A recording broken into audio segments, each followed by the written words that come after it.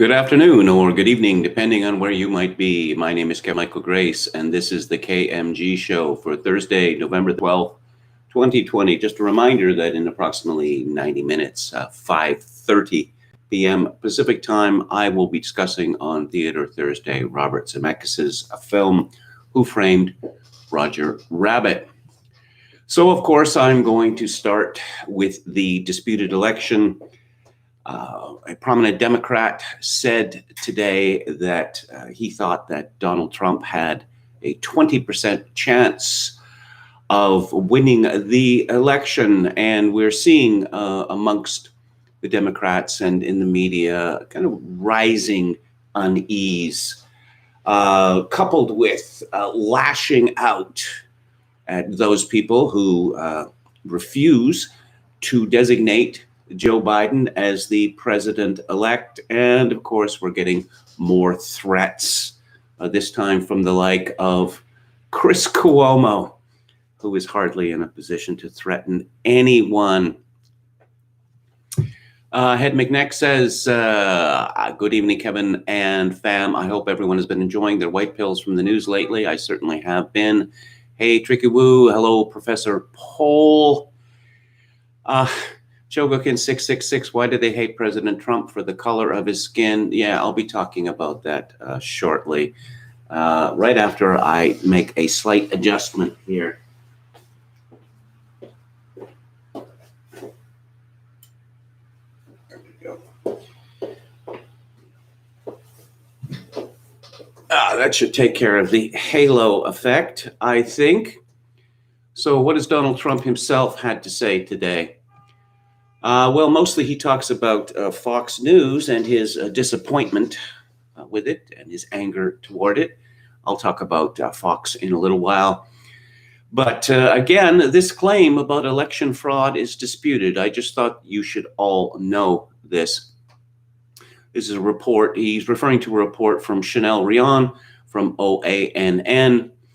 Report: Dominion deleted 2.7 million Trump votes nationwide. Data analysis finds 221,000 Pennsylvania votes switched from President Trump to Biden. 941,000 Trumps voted deleted. States using Dominion voting systems switched 435,000 votes from Trump to Biden. So yeah, let's see. Most of the news these days seems to come from tweets. So let's look at some of them. Jack Posobiec, who is on OANN. As I reflected on my presidency and all that's happened since, I've had to ask myself whether I was too tempered in speaking the truth, as I saw it too cautious in either word or deed. Yes, that's Barack Obama in The Atlantic this morning. As reported by Adrienne LaFrance, Jack Posobiec comments, was I too perfect for them to fully appreciate? Yes, of course. And yeah, I'll have a little more on Barack Obama and his blockbuster, aka Doorstop memoir, which is coming out imminently. Fox News retracts false House race projection 8 days later. John Nolte at Breitbart. It took 8 days for Fox News to retract its false projection Democrats would gain as many as 15 House seats. Yeah, okay, and more in terms of Twitter here. But let's go to the Mail Online. This is from Jeff Earl, Deputy U.S. Political Editor. Donald Trump's new legal strategy. He wants to stop states Joe Biden won from certifying votes, creating chaos and stopping electoral college electors being sworn in. President Donald Trump spelled out elements of his multi-state legal strategy to try to pry back President-elect Joe Biden's victory, as called by the networks. Oh, the networks, or as I suppose we should call them, the authenticators. Claiming through a recount he would strip Georgia away from the Democrats' column. A recount is going ahead with a hand county by county. Again, this isn't me not being able to read. This is just the state of internet news. A recount is going ahead with a hand county by county recount, there's a word missing there, of the state where Biden leads Trump by 14,000 votes. On Wednesday, the state's top election official announcing the beginning of the audit, which came after two Republican Senate candidates called for his resignation, as Trump puts forward a flurry of charges of election fraud without providing evidence. Well, he has provided evidence. I wonder if the Daily Mail is going the way of Drudge and Fox News. Trump tweeted about his strategy after the Associated Press called Alaska for him Wednesday, 8 days after Election Day, although he has dismissed media calls in other states, including Arizona, Wisconsin, and Michigan. Oh, yeah. Okay, let's go to Real Clear Politics, and maybe we get a clue as to why Trump would feel particularly upset about Alaska. Let's look at that. I mentioned this yesterday, but here are the totals as they stand. Donald Trump with 55.9% of the vote, Joe Biden with 40.2% of the vote. Yeah, that's kind of a shocker why Trump would be upset about that delay. Biden already captured the Electoral College. No, he has not captured the Electoral College because the Electoral College hasn't met. Leading Trump 279 to 217, even without Georgia. If Trump were to somehow pry it away through a recount, it would only bring his total for 200 to 233. His comments about Pennsylvania and Michigan suggest he will try to find a way to throw out the results in the states that would grab another 36 electoral votes from Biden's total, depriving him the White House. His comments about Michigan and Pennsylvania point to a plan floated even before the election where state legislatures would declare the count fraudulent amid a flood of mail-in ballots, then use their majority status to muscle through a set of electors for Trump, despite the vote for Biden. Yeah, it's called the Constitution, actually. An interesting story, which was dug up from September 24th of this year in the Washington Post, where, remember, democracy dies in darkness, from Fareed Zakaria. I'm trying to remember, is he now permanently disgraced? He was certainly an elite expert, but he's had some problems over the years. But in any event, Trump could stay in power even if he doesn't win the election. The Constitution allows it. By declining to commit to a peaceful transfer of power, President Trump has agitated many who fear he will refuse to leave office even if he loses the November election and may even resort to violence. The terrifying reality is that there are also several mechanisms that are legal and constitutional that could enable Trump to stay in office without actually winning the vote. The system of electing the president is complicated because it was not designed to be directly democratic, just so.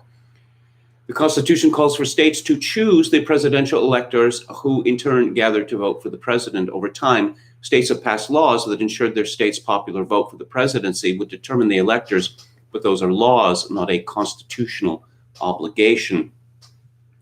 Now, imagine this scenario during election week. Trump is leading on November the 3rd. Yes, that's exactly what happened. But Democratic nominee Joe Biden gains ground in the days following. Republicans file objections to tens of thousands of mail-in ballots. Democrats file countersuits. Taking account of the confusion, legislatures decide to choose the electors themselves. Here's the worry. Of the 9 swing states, 8 have Republican legislatures. If one or more decide that balloting is chaotic and marred by irregularities, they could send what they regard as a legitimate slate of electors, which would be Republican. Democrats may object and file lawsuits. In some of those states, Democratic governors or secretaries of state could send their own slates of electors to Washington that would add to the confusion, but that might well be part of the Republican plan.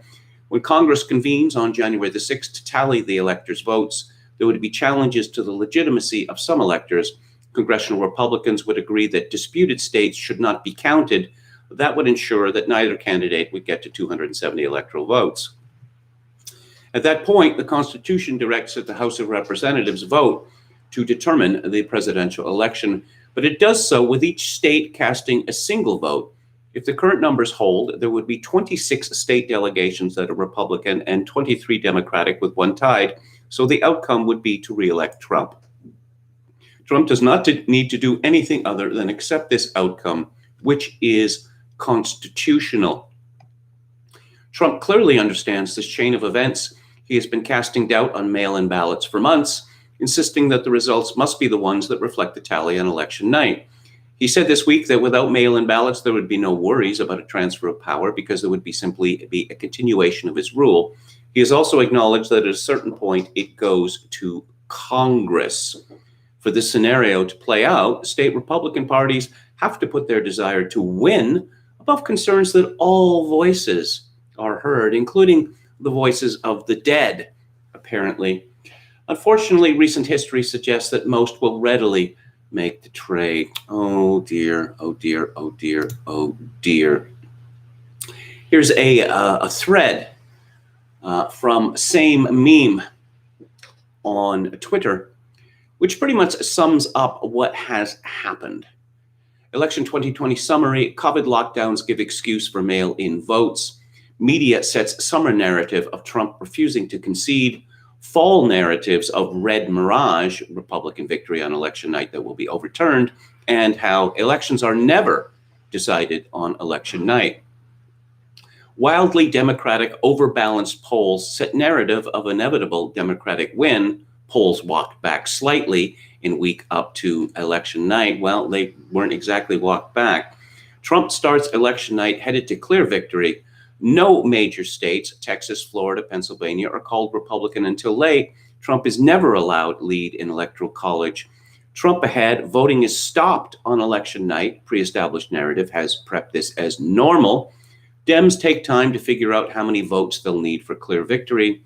Votes appear in middle of the night on the following days. Once Biden overtakes Trump in Pennsylvania, media calls election. Previous narrative of Trump as fascist refusing to step down is used to make any questioning of win as tyrannical. Tech companies collude with media and the Democratic National Committee to censor any information about the election theft. Yes. Here's another thread. This is from G. Elliott Morris. Our latest YouGov, The Economist poll, has a host of troubling findings about public confidence in the election. Most shocking is that 86% of Trump voters say that Biden did not legitimately win the election. 73% say that we'll never know the real outcome of this election. We also see the usual patterns in attitudes about mail-in voting and fraud. 88% of Trump voters say they believe that illegal immigrants voted fraudulently in 2016 and tried again in 2020, for example. And 90% believe that mail ballots are being manipulated to favor Joe Biden. Republicans are also exhibiting some concerning attitudes about the franchise, with 46% saying that some people are not smart enough to vote, 27% among Democrats, and 43% saying that people should have to pass a test before voting, 15% for Democrats. 89% of Trump voters think he should contest the outcome of the election in court, and 62% of his voters believe that it will change the outcome. Fewer than half of Americans expect there will be a peaceful transition of power to a Biden presidency. So look at the chat here. Chogokin 666, the ancient Paisley throne of the Grace dynasty. Yo mama, I saw the news from Deutsche Welle tonight, and they say 111% on narrative. John S. All right, YouTube works today. Good evening, Mr. Hicks. I rebooted YouTube. So Chogokin 666. Metal Mike says, doesn't each state ultimately decide the outcome in that state? What role can SCOTUS play? Well, SCOTUS can intervene, for instance, in the state of Pennsylvania, where the law has been broken. There's no question that the law has been broken in Pennsylvania. Yo Mama says the Supreme Court ruled that laws made to keep electors faithful aren't unconstitutional. William Hicks, Karl Rove in the Wall Street Journal says recounts won't change anything. He also cited an exit poll which said 26% of minorities voted for Trump.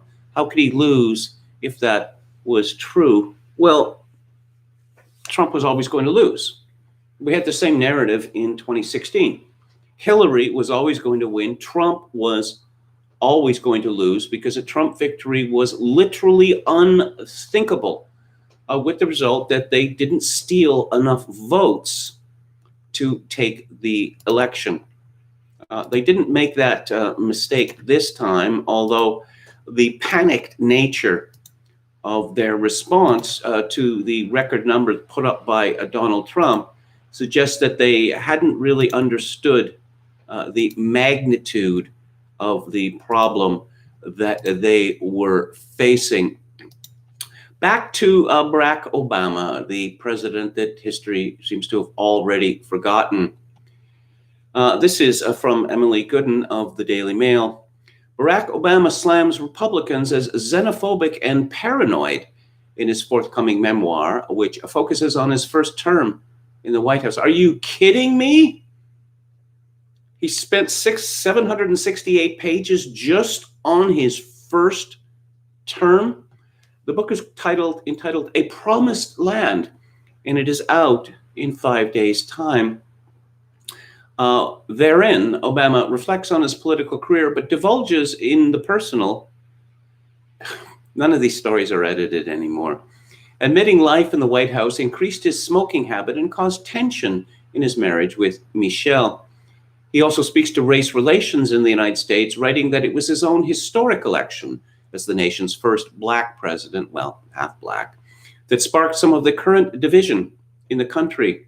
Quote, "It was as if my very presence in the White House had triggered a deep-seated panic, a sense that the natural order had been disrupted, which is exactly what Donald Trump understood when he started peddling assertions that I had not been born in the United States and was thus an illegitimate president. For millions of Americans spooked," bad word choice there, Barack. For millions of Americans spooked by a black man in the White House, did he not have an editor? He promised an elixir for their racial anxiety. That is a terrible sentence. I wonder who actually wrote his book. But Obama claims the roots of the problem came before the current president. He traces it to John McCain's decision to name Alaska Governor Sarah Palin as his running mate in the 2008 presidential election. Through Palin, it seemed as if the dark spirits that had long been lurking on the edges of the modern Republican Party, xenophobia, anti-intellectualism, paranoid, conspiracy theories, and antipathy toward black and brown folks, were finding their way to center stage. Black and brown folks, says the man who was raised in Hawaii and Indonesia. Folks. He says folks because he's a folksy guy, despite all evidence to the contrary. Paranoid conspiracies. How about the paranoid conspiracy behind Black Lives Matter? That every time a black person in the United States, regardless, as Joe Biden said, of whether they earn $300,000 a year, every time a black person leaves his residence, he has to be fearful that he will be shot dead because the police are hunting black people down. That sounds like a paranoid conspiracy theory to me. Okay, this is from Gateway Pundit. President Trump fired Defense Secretary Mark Esper on Monday morning. And of course, there were a lot more changes in the Department of Defense. And it seems that Trump has decided, first of all, to remove the military threat to his re-election. Christopher Miller, who serves as director of the National Counter-Terrorism Center, replaced Esper. Then on Tuesday, Trump named Kash Patel to the role of Christopher Miller's chief of staff. He is the National Security Council aide who was the key person assisting House Intelligence Committee ranking member Devin Nunes. These latest moves have the DC swamp in a panic. General Mark Milley, another never-Trump general and chairman of the Joint Chiefs of Staff, fired off a warning shot to President Trump during a speech on Wednesday. "We are unique among militaries," he said. "We do not take an oath to a king or a queen, a tyrant or a dictator. We do not take an oath to an individual. No, we do not take an oath to a country, tribe, or religion. We take an oath to the Constitution, and every soldier that is represented in this museum, every sailor, airman, Marine, Coast Guardsman, each of us will protect and defend that document regardless of personal price," Milley said during remarks at the opening of the U.S. Army's museum.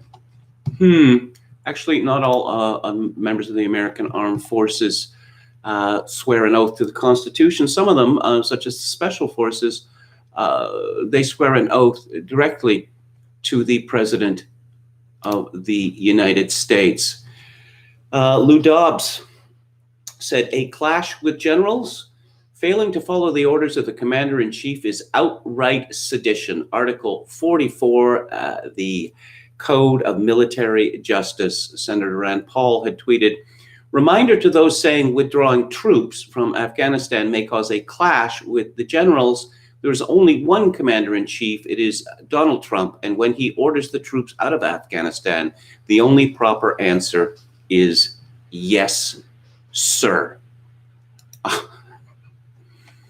Yeah, well, we've heard rumors of this going back to 2017, that the high-ranking officers of the United States military were keeping tabs on Trump and determined that he wouldn't go too far lest they move against him. Incredible, really. But that is clearly the reason for the wholesale clear-out of the seditionists and their allies at the Department of Defense. William Briggs, a statistician, looks into Milwaukee.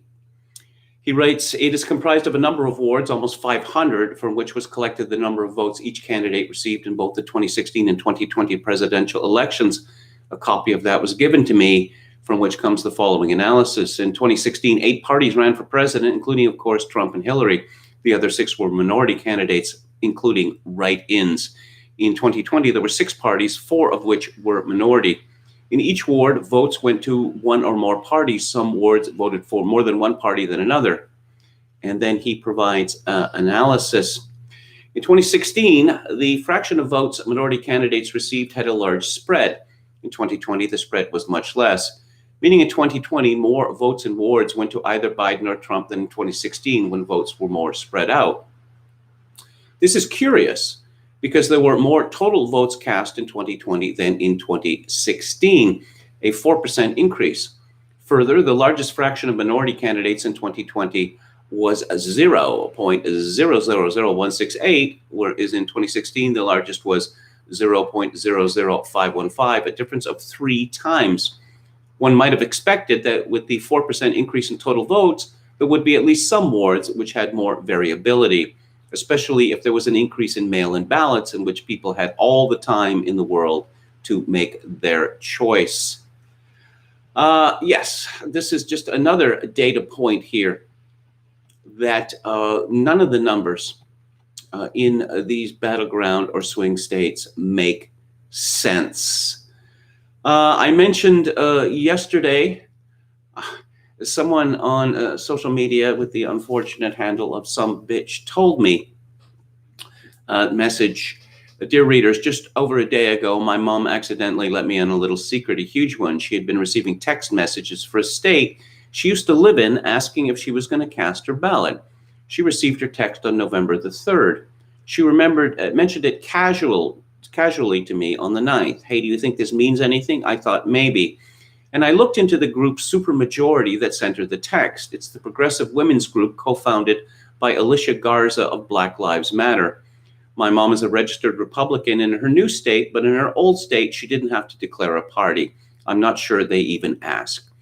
Anyways, out of curiosity, I looked up her name. I tried a few variations, as she had a name change within the 8 years she lived in Michigan and lived at 2 different addresses.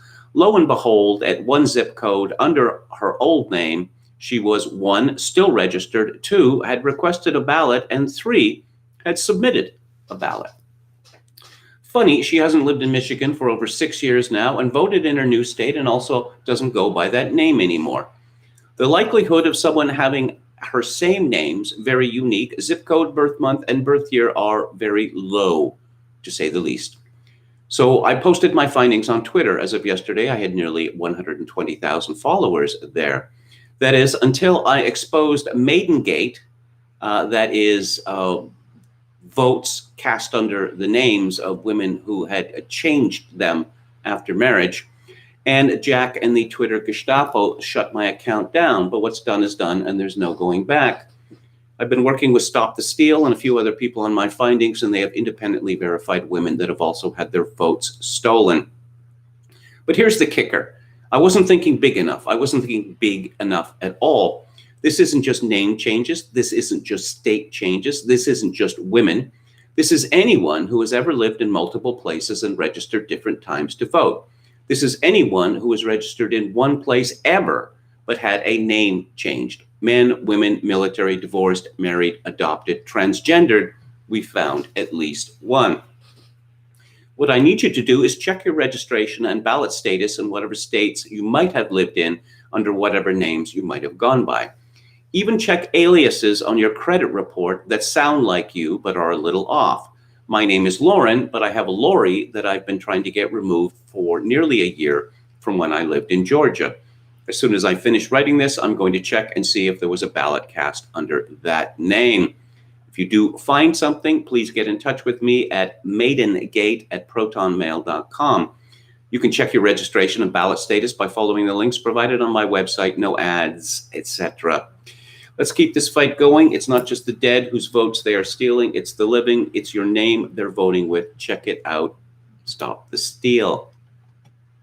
From Joy Pullman at The Federalist, a lawsuit filed November 8th in Michigan alleges that Detroit elections officials oversaw and openly encouraged election fraud totaling many tens of thousands of fraudulent ballots plus other illegal election tampering. The complaint filed by an in-state conservative nonprofit legal group alleges numerous instances of illegal and suspicious activity in the Democrat stronghold encompassing Detroit, Wayne County. Trump's legal team has filed a separate lawsuit alleging additional voting crimes and irregularities in the county. The current results of the presidential race in Michigan suggest an approximately 146,000 vote gap between Trump and Biden, and an 84,000 vote gap between U.S. Senate candidates Gary Peters, Democrat, and John James, Republican. The Associated Press and the state's Democratic officials say Biden has won the state's electoral votes and that Trump's claims of fraud are insulting and inaccurate.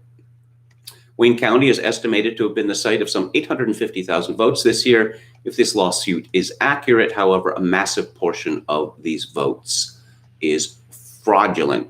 The Great Lakes Justice Center complaint provides eyewitness accounts and direct evidence that approximately 40,000 unsecured irregular ballots arrived in vehicles with out-of-state license plates at Detroit's only vote-counting location, TCF Center, in the wee hours of the November 4th morning during a shift change in election workers. Eyewitnesses signed affidavits saying that every one of this group of 40,000 ballots they saw was counted orally and attributed only to Democratic candidates, specifically Joe Biden. Other eyewitnesses signed affidavits under penalty of perjury, stating that they saw multiple other piles of ballots together additionally numbering in the tens of thousands that were counted despite violating election law, sometimes at the direction of local election officials. This allegedly happened both during the election, during early voting, and during the election and subsequent vote count. We've seen a lot of this, and we're going to see a lot more. As I suggested yesterday, the big picture seems to be that vote fraud is endemic in presidential elections, and it has been endemic for decades.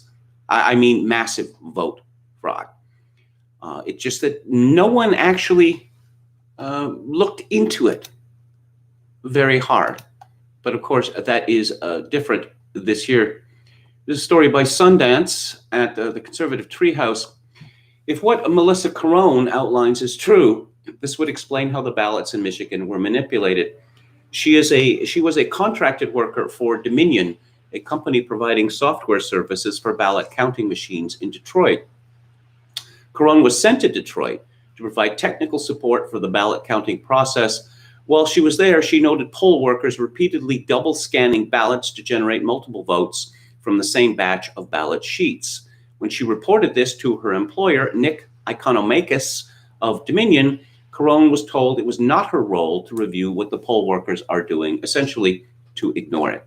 Carone also witnessed election workers filling out ballots, fraudulently signing ballots, as well as the unloading of vans in an area of the Detroit election tabulation facility she was not permitted to inspect. She was on Fox Business with Lou Dobbs to explain part of what she witnessed. And this is a story from the No Q report. Data deep dive on Dominion voting systems offers incontrovertible proof of election hack. The devil may be in the details, but the angels are in the data. That's what we're learning very quickly as we examine the work of a dedicated Trump supporter who appears to have uncovered all of the proof necessary to dispel the myth that Joe Biden won the presidential election. A post on the Donald.win by user Truman Black has sparked little attention, though not nearly enough. It needs a lot more because within the data sorted and examined is the smoking gun the Trump campaign can use to prove beyond a shadow of a doubt that the election was hacked. Massive amounts of votes were changed from Trump to Biden. Other votes were removed altogether without reason. This cyber coup is much bigger than most of us realized.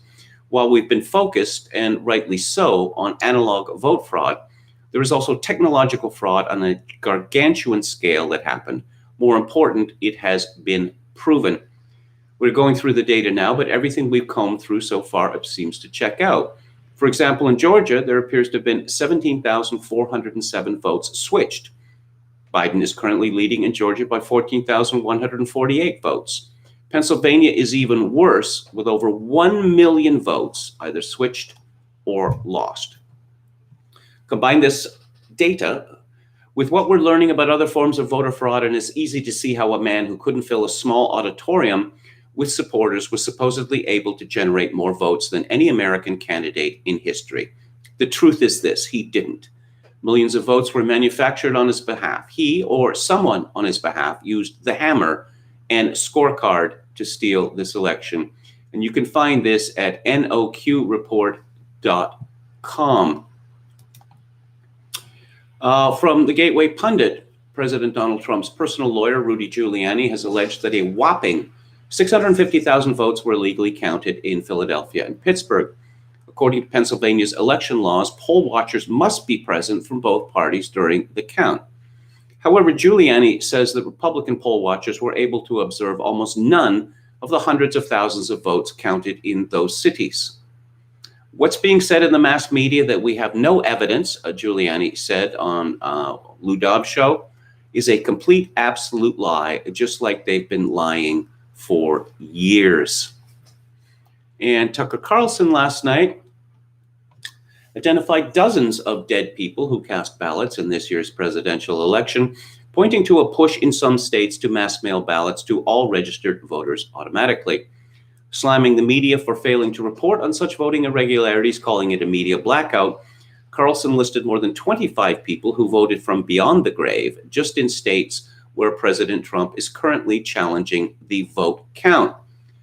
What we're about to tell you is accurate. It's not a theory. It happened and we can prove it. Other news organizations could prove it too. They've simply chosen not to, Carlson said.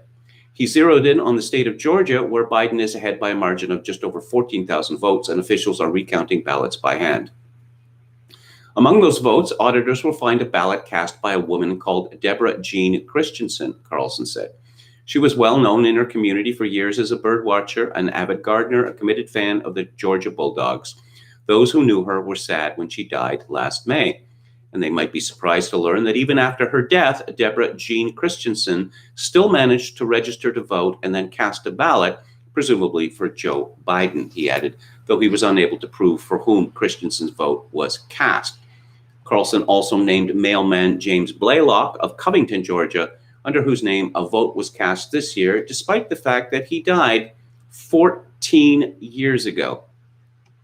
In Nevada, where Biden's lead is now 34,000 votes, Carlson's team learned of elementary school teacher Rosemary Hardle, who died in 2017, but also cast a ballot this year. The Trump administration has railed against the mass mailing of ballots. This is from the New York Post story. Added Carlson, if we care about our democracy, we must demand clean and honest voting, regardless of the outcome. Well, in the United States, clean and honest voting has been derided as voter suppression, specifically racism directed against Black people. As I pointed out many times, and which should be obvious to anyone, there's very little that one can do in the United States without ID, as I discovered when I moved there in 1994. A driver's license or the non-driving equivalent, social security card, etc., etc., etc. What can't you do? You can't buy cigarettes. You can't buy alcohol. You can't get on an airplane. But supposedly, this is too much to require for voting, which I would have thought would be considered more important than, say, buying cigarettes, alcohol, or getting on an airplane.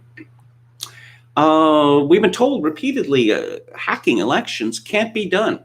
Simply can't be done, despite the fact that that's all we've heard since 2016 to today, because the Russians did it. Well, here is a story from 2011 from a source which cannot be described as Trumpist or right-wing. It's from CNET, the computer site for Eleanor Mills, e-voting machines vulnerable to remote vote changing. Researchers say they suspect Diebold machines aren't the only ones susceptible to the simple man-in-the-middle attacks, and of course Dominion owns Diebold now. U.S. government researchers are warning that someone could sneak an inexpensive piece of electronics into e-voting machines like those to be used in the next national election, and then remotely change votes after they have been cast. Researchers uncovered similar problems with Sequoia e-voting systems in 2019. Roger Johnston told CNET. He said he believes the problem exists in all major e-voting systems, but has only demonstrated successful attacks on 2 systems.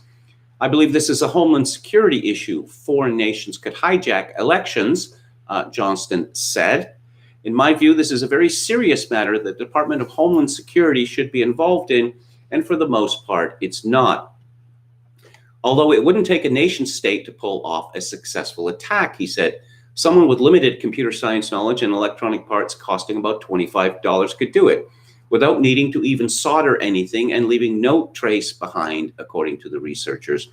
E-voting systems have been plagued by criticism about security issues, so much so that election officials in various states have abandoned touchscreen systems over security and fraud concerns. Dominion Voting Systems, which now owns Diebold and Sequoia, did not respond to a phone call and email seeking comment from CNET this afternoon. E-voting system vendors in general have argued that security problems identified are either overly theoretical or have been fixed with hardware or software updates. Again, paper ballots are what you want. Oh dear, more racism.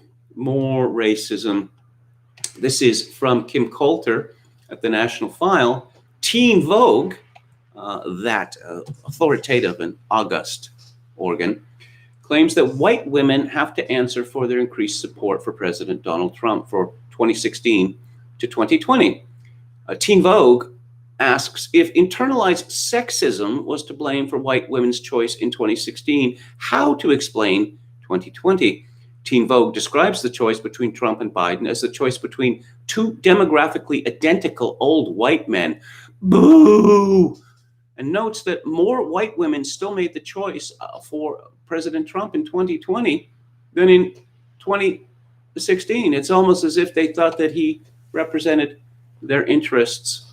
Quote, If internalized sexism was to blame for white women's choice in 2016, how to explain 2020? As a voting bloc, white women seemingly doubled down in their support of Trump, opting to align themselves against science, reproductive rights, i.e., abortion, diplomacy, what? And economic solvency, what? In support of the spoils we reap as secondary benefactors of white privilege. Following the 2016 election, an estimated 3 million women turned out in droves to protest Trump's inauguration. Yes, remember the pussy hats?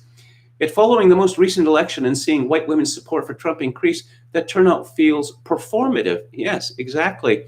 In a way that at this point has become all too familiar. How many white women posted a black square to their Instagram feeds following the deaths of George Floyd and Breonna Taylor this summer? How many white women took to the streets with signs and a coordinating OOTD? I don't know what that is. To virtue signal their support for the Black Lives Matter movement. Yes, it's as if they were bullied into it. It's as if women have a high need for consensus. John Voight has been hated by the left for some years, but now he's especially hated. He made a video where he likened President-elect Joe Biden to Satan, saying America's in the greatest fight since the Civil War. The Heat star and Trump supporter released a video bashing leftists and saying he's disgusted with this lie that Biden has been chosen, as if we all don't know the truth. He says, the ones who are jumping for joy now are jumping toward the horror they will be in for, because I know that the promises being made from the left to the American people will never come to be. My friends of all colors, races, and religions, this is now our greatest fight since the Civil War, the battle of righteousness versus Satan. Yes, Satan, because these leftists are evil, corrupt, and they want to tear down this nation. Some blue tick, probably not the only one, let everyone on Twitter know that she had reported John Voight for this. I asked her, well, what for exactly? Be specific.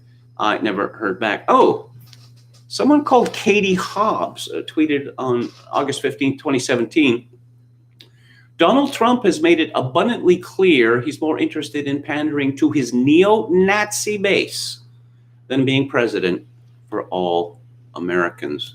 So who's Katie Hobbs when she is at home? She is the Secretary of State for Arizona. That is to say that she is in charge of the election, presidential election, the counting of votes, and the like. Donald Trump Jr. tweeted, anyone think we could possibly get a fair shake in front of this activist? Yeah. No, you see, it's probably not a good idea to leave that sort of thing up on Twitter. You know, National File reports on Election Day, voters in heavily Republican areas of Maricopa County reported being issued Sharpies as opposed to ballpoint pens by poll workers, despite guidelines from election officials who say that the use of Sharpies leads to the spoiling of paper ballots. According to the voters, on-site voting machines rejected the ballots en masse, and they were barred from correcting the problem with proper ink pens by poll workers.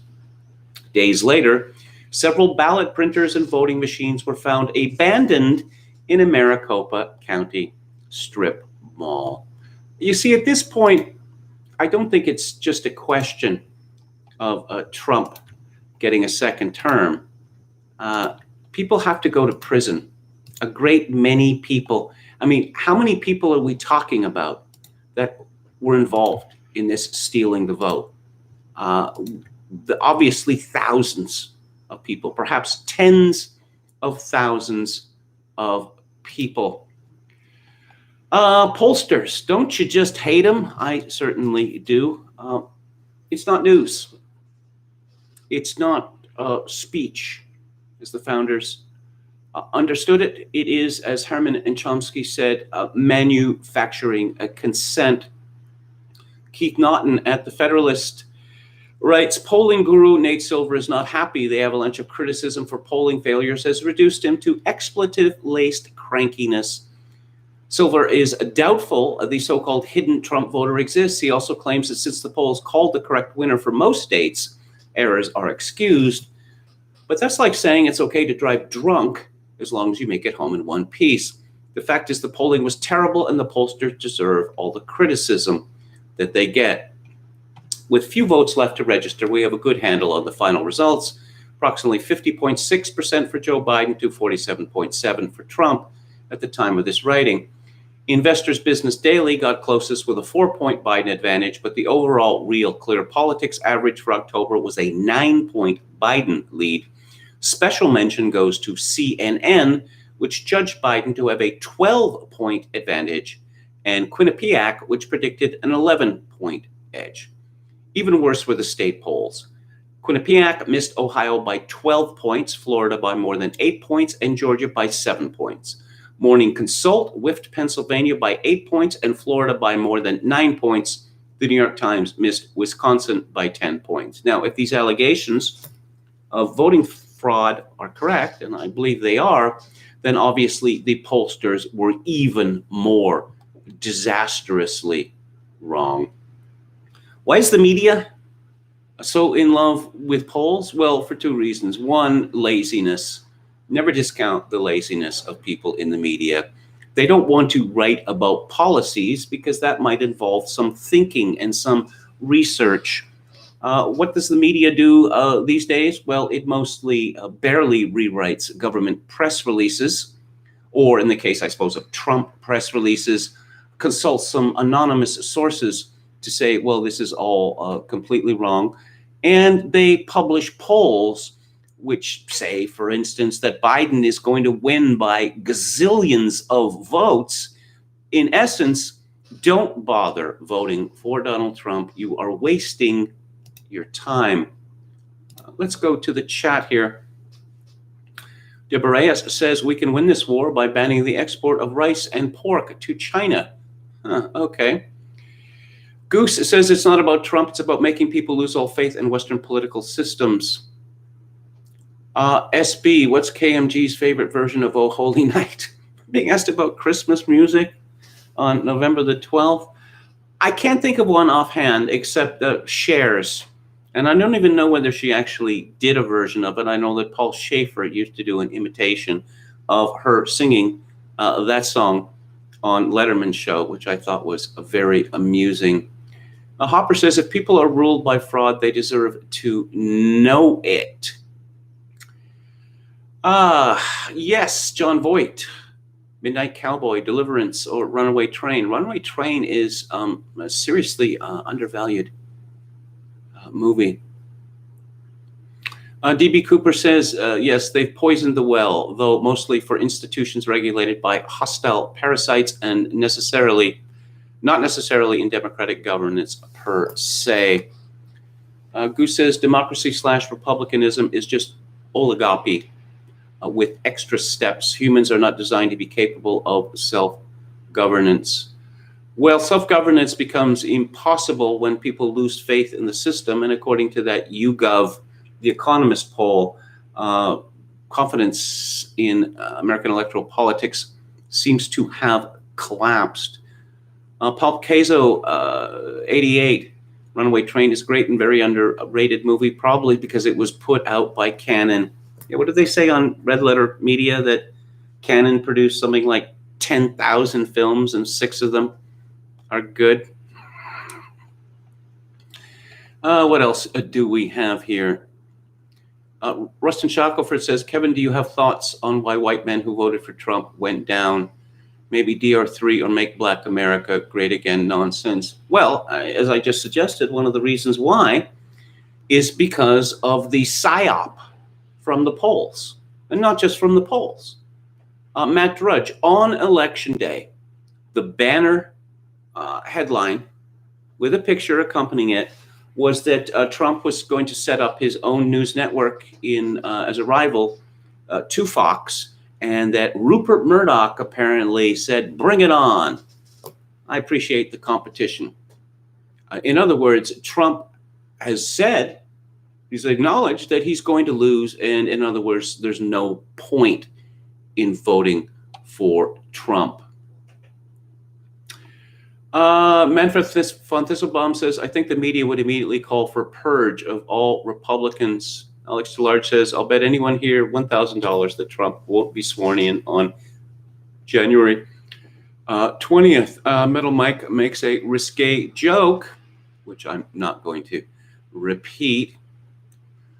Who's that? So Daniel says, Joe Rogan and his cigar smoking centrism is so cringe. I'm curious about this, smoking of cigars, that cigarette smoking is de trop, it is beneath contempt. On the other hand, cigar smoking, I noticed this with Arnold Schwarzenegger, that could it be because cigars, particularly the type favored by Schwarzenegger and Joe Rogan, are expensive, and whereas cigarettes are relatively cheap compared to them? It could be a matter of consumption. Actually, who is Dave Smith? I don't think I know Dave Smith either. Dominion, Halper says it's like a private security company called Graft. Yes, it is a curiously ironic name for a voting company, as Chogokin 666 points out. Metal Mike says Canada will be annexed by China first. We are well on our way. Yeah, I don't think it's a question of annexation. I think it's just a question of Canada being suborned, and that is certainly well on the way. Metal Mike says Fox will turf Brit Hume as well, and Fox will be Trump-free. Well, there's all sorts of rumors going on about that, about people being fired and people leaving. Metal Mike says the only cigars I enjoy are the ones rolled on the thighs of Cuban women. That's a reference to a movie, isn't it? Or that reference is made, I believe, in Armando Iannucci's The Thick of It by Malcolm Tucker, I think. Emmett Kelly's Earth says, do you think some of the right's suffering from Trump estrangement syndrome as opposed to the left's Trump derangement syndrome led to the white vote going down? I'm not so sure about that, because there were fewer never Trumpers in 2020 than there were in 2016. A lot of the never Trumpers, like that fellow Sean Davis from The Federalist, he was almost hysterically never Trump in 2016, and now he is pretty based. So let's get back to it here. Speaking of Fox News, this is from Vox Day, and he's quoting from a story at or a post at Parler.com. I don't know how it's pronounced. Fox News has given a directive to their daytime hosts to not have anyone from the Trump campaign or the White House legal team on. They've been told not to entertain or discuss any allegations of voter fraud, and to keep reassuring the public that Joe Biden is the president-elect. There has been a complete insurrection at Fox News, and there are talks among the Murdoch-run management of terminating the pro-Trump hosts. Judge Jeanine's show was suspended a few days ago because she wanted to talk about voter fraud. I was looking at ratings. Fox ratings have collapsed. They've absolutely collapsed. If Tucker Carlson and Sean Hannity were to leave or to get fired, Fox would be effectively over. Vox Day says, this is absolutely no surprise to me. I've known Fox was on the other side since 2004, when my book contract for Media Whores, a book I was literally paid not to write, was canceled after the publishing house executives took it to Fox News to get their approval of the content, which approval was not forthcoming. And that was 16 years ago, which is why I turned down interview requests by Hannity and Colmes back in 2005, and why you have never seen me make any references to watching anything on Fox News. And another story about Fox from Gateway Pundit. Joe Hoft, Fox News is falling apart. Their director of news decisions desk, Arnon Mishkin, made a horrible call on Arizona election night, and everyone knew it was one-sided and wrong, especially when delaying calls for certain red state wins for the president. Jim Rickards tweeted, "Fascinating to see how one person, Arnon Mishkin, Mr. Decision Desk, can single-handedly destroy the reputation that Fox News spent 10 years building. Having worked with scores of high IQ types and 3 Nobelists, I can assure you his Arizona call was not statistically sound." Americans know that Fox has turned to the dark side, Hobbs says. They knew full well what they were doing. Of course, the president knew what they were up to with their unreal and totally incorrect pre-election polls. Chris Cuomo. Every time I see this guy's face, I think, how does someone who looked like that get on TV, get on CNN? This is from Cassandra Fairbanks, a Gateway pundit. Far-left activist and CNN host Chris Cuomo appeared to threaten the lives of Republican politicians during a segment on Wednesday night. In an unhinged rant, Cuomo said the GOP is cold-blooded and declared they are going to lose way more than this election. Shame on them.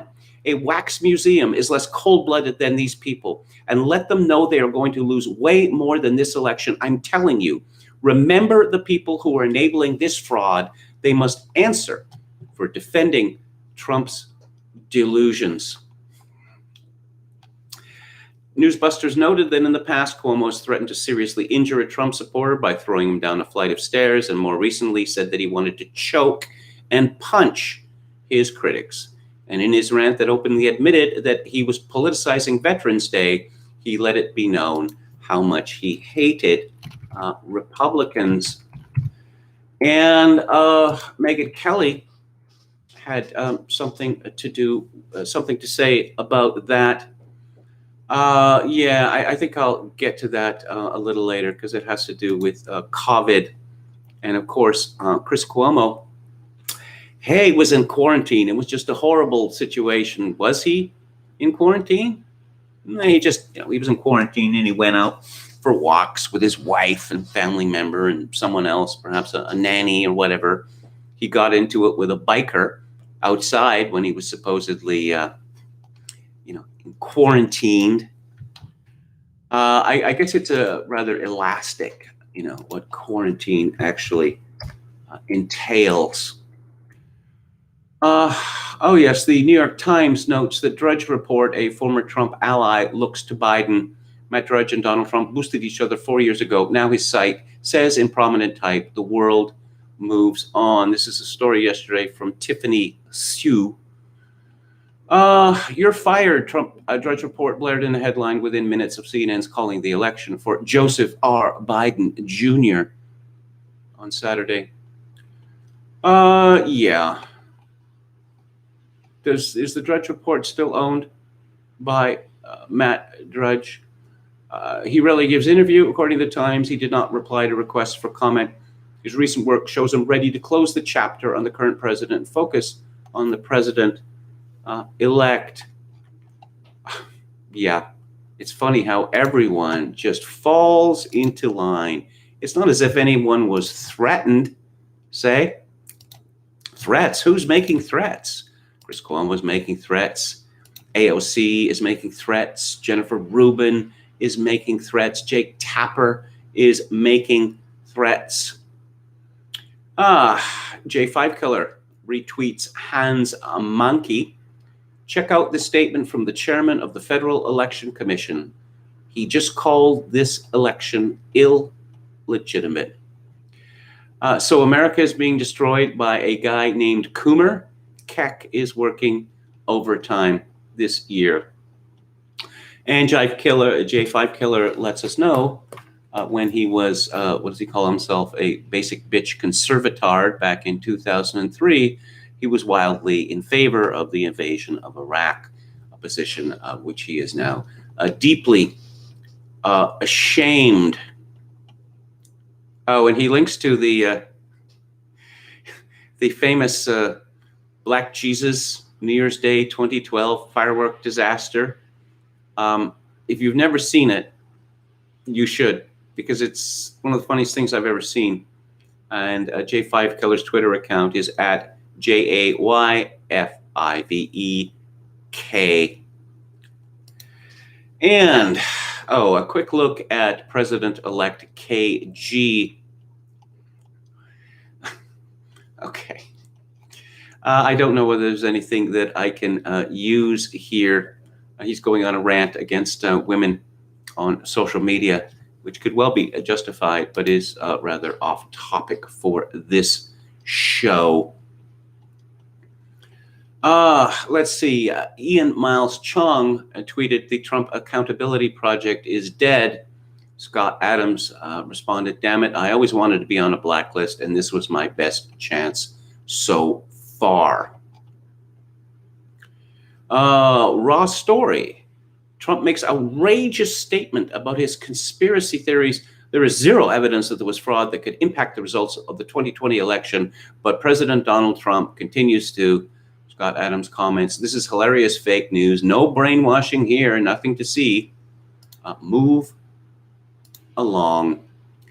In about approximately half an hour, I'm going to be talking about Robert Zemeckis' Who Framed Roger Rabbit. I want to talk again about the Catholic Church and this report on Cardinal McCarrick, which is a whitewash of the current Pope.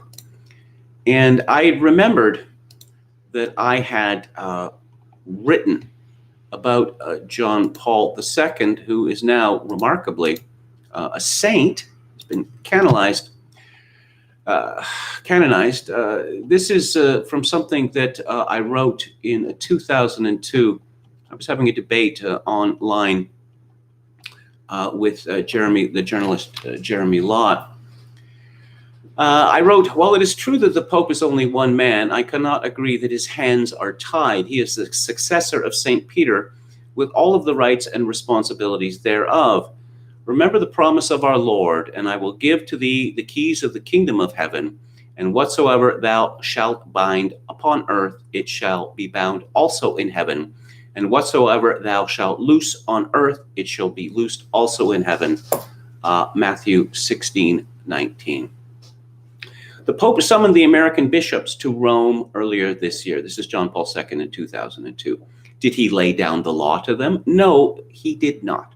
Did he blame the crisis primarily on, quote, a generalized lack of knowledge of the nature of the problem and also at times the advice of clinical experts, unquote? Yes, he did.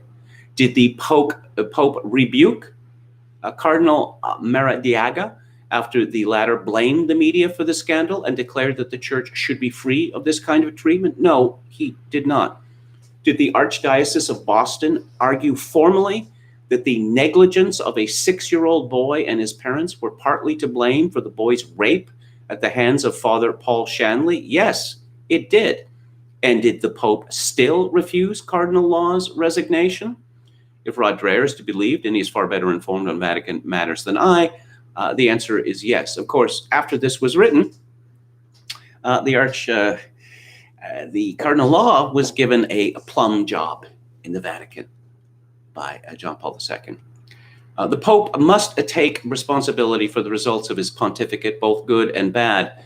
The buck stops here. Conservative Catholics have argued for years that the Pope's episcopal appointments are largely the result of bad advice.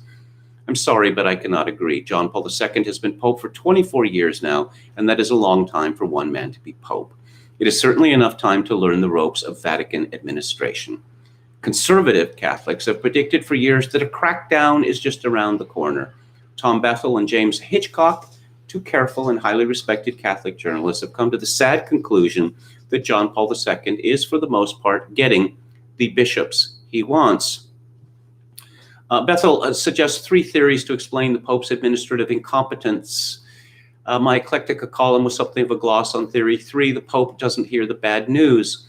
Whenever John Paul II travels, stadium-sized crowds amass to cheer him, perhaps leading him to conclude that the Catholic Church is in a healthy state. He is said to ignore disturbing reports on topics such as clerical pedophilia. I certainly do not believe that John Paul II would personally and knowingly place and support pedophiles or homosexuals as priests. Those would be evil acts, and I do not believe that John Paul II is an evil man. The fact remains, however, that, quote, roughly 2/3 of the top U.S. Catholic leaders have allowed priests accused of sexual abuse to keep working, a practice that spans decades and continues today. Now, as it turns out, Pope John Paul II was informed of what was going on in the United States. Scandal in the United States of priests abusing boys very early into his pontificate, and he did nothing about it. He did nothing about it. In fact, the man who had the Vatican emissary who had brought this information was sacked. He was sacked. That simple. Now, yes, let's see. As far as the clerical abuse scandal, as grave as it is, however, it pales in significance next to this. Much of the one holy Roman and Apostolic Church has been in material schism for decades, while John Paul II has clearly succumbed to the heresy of indifferentism, kissing the Koran, asking St. John the Baptist to protect Islam, undergoing Indian purification rituals, broadly implying at the Wailing Wall that the Jews do not require conversion, and the horrific scandals that took place in Assisi in 1986 and this year. Yeah. So, George Weigel is very, very upset about this Vatican report. George Weigel is a neoconservative. He has a cult around him. He was making extraordinary claims for John Paul II, this kind of idea of a personal magisterium that has been claimed for Pope Francis, that the Pope, John Paul II, he had revolutionized Catholic theology. Well, I'm afraid that is not possible. And he was talking about bombs that the Pope, John Paul II, was planning in the church. Bombs are not good things. They are not good things. He also made this incredible claim, fatuous really, that it was John Paul II who had personally won the Cold War. But in case you have any doubt where the current Pope stands, the New York Post reports that Pope Francis congratulated Joe Biden Thursday, making the head of the Catholic Church the 9th world leader to speak personally with the former Veep since he was named president-elect. Biden will become the nation's second Roman Catholic president. Ha, ha, ha, ha, ha. Very satirical. Following John F. Kennedy when he is inaugurated on January the 20th. Of course, the Pope has personally attacked Donald Trump. One would have thought that the Pope would want to stay out of a contested election, but that is not the kind of Pope that he is. A journalist called Mary Eberstadt wrote a remarkable piece in the Weekly Standard in 2002, and it was called The Elephant in the Sacristy. And it is about the myths that still cling to the priestly scandals, celibacy scandals in the Catholic Church. She begins, again, this is 2002, which is the same year that, from what I was reading, a letter that I'd sent, an open letter that I'd sent to Jeremy Law. She begins, as the American bishops gather in Dallas next week to address the continuing devastation and humiliation of the Catholic Church, they could do worse than begin by meditating on a defrocked priest from that city named Rudolf Koss. One of the most notorious child abusers in recent history, Koss was in every sense the stuff of which today's ecclesiastical nightmares are made. Now serving a life sentence for assaults on boys of all ages, whose total is presumed to number in the hundreds, he was also responsible in 1998 for the largest settlement yet made in such a case, $119.6 million, later reduced to $31 million. The reason why the bishops ought to bear Koss particularly in mind is that he is typical of many of the other offender priests who populate the headlines these days. By his own account, Koss was himself abused as a child. As a teenager, he either molested or attempted to molest other younger boys. With the help of some priest mentors who were aware of his personal history and apparently indifferent to it, Koss then gravitated to the priesthood, specifically to a seminary in Texas where homosexuality was apparently out of the closet. One of his teachers would go on to become a celebrated gay writer. Paul Shanley, the most notorious child abuser among the Boston area clergy, was a guest lecturer on homosexuality there. As a priest, in addition to abusing boys from teenagers down to 9 years of age, Koss was also, as he later described himself, a gay man. Indeed, court documents show that a fellow priest once complained in a letter of boys and young men who stay overnight with you, Koss. What even this brief recitation makes clear is a cluster of facts too enormous to ignore, though many labor mightily to avert their eyes. Call it the elephant in the sacristy.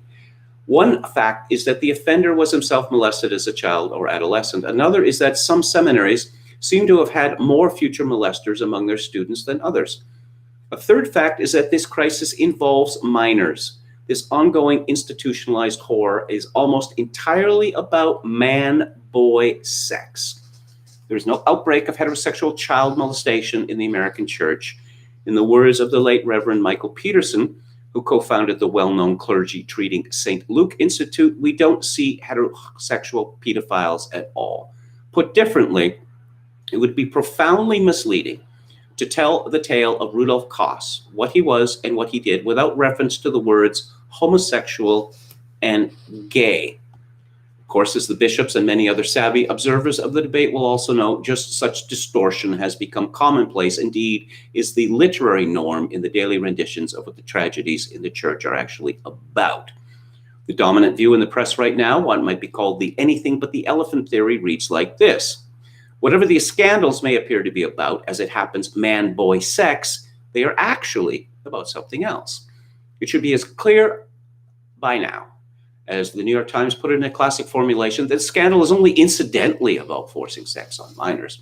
Similarly, the New Republic. We all know that the sexual abuse of minors is horrific, but somehow the bishops did not react with horror. That is what truly shocks. And the New Yorker, the big shocker has not been so much the abuse itself, awful and heartbreaking though it is, as the coldly bureaucratic handling of it by hierarchs such as Boston's Bernard Law and the current Archbishop of New York, Edward Cardinal Egan. And for good measure, the New York Review of Books, the current scandal is not a sex scandal. Such strenuous, willful, and perverse denial of the obvious, repeated unceasingly on paper and airwaves and websites these last several months, have been injurious to the greater good on at least two critical counts. First, the insistence on false definitions has deflected attention from where it ought to be, i.e., on who exactly has been injured in all this, who has done the injuring, and how restitution might be made. Second, and what is even more dangerous, this widespread repudiation of sheer fact has been inimical to the most important mission facing the bishops and indeed all other Catholics. That is the responsibility of doing everything in one's power to prevent this current history, meaning the rape and abuse of innocents by Catholic priests, from ever being repeated. Insisting that things are not what they appear subverts that end, to say the least. Now, she goes on to talk about, she uses this word, ephebophilia, okay, which you may have heard of. Let's see. She mentions the late Father Andrew Greeley, and she says the last quotation of his brings us to the most pernicious evasive maneuver of all. That is the attempt to define the problem away with the language of therapeutic expertise. Central to this effort has been the supposed distinction that, as Newsweek and 1,000 other sources have put it, the great majority of cases now before the church involve not pedophilia, but ephebophilia, an attraction to post-pubescent youths. Indeed, the appeal of this pseudo-scientific distinction is one of the curious features of the scandal commentary. Social conservatives and traditionalists have embraced this distinction, as they have similarly the sociological language of author Philip Jenkins, who describes the current crisis as a moral panic. The attraction of this approach for traditionalists seems to be that it is marginally less damaging to the reputation of the church if its priests are seen more as preying on teenagers than on pre-adolescents. Meanwhile, church dissidents and gay activists have seized on it for a related reason, namely that it is marginally less damaging to the reputation of homosexual priests if it turns out that the renegades in their ranks are having problems with teenage boys rather than engaging in true pedophilia. The fact that this serves as yet another example of defining deviancy down, i.e., that ephebophilia is discussed not as a horror in its own right, but as a less bad alternative to sex with little children, has been under-discussed, to put it mildly. In fact, of all the critics and commentators is Gary Wills, who has best exposed the corrupt rhetorical uses of this distinction. Quote, if real pedophilia involves only the abuse of prepubescents, that instantly reduces the number of priests who could be called pedophiles. Those who just molest adolescents look less monstrous and even somewhat forgivable. Pulling together the threads of case after case of prominent offenders proves the point. A very few abusers, of whom Boston's defrocked John Geoghegan appears to be one, apparently found their sexual appetites limited to prepubescent children. But as Boston Globe reporters Michael Paulson and Thomas Farragher observed in March, those cases like Geoghegan's, in which priests become sexually involved with multiple boys and girls who have not yet reached puberty, are actually relatively uncommon.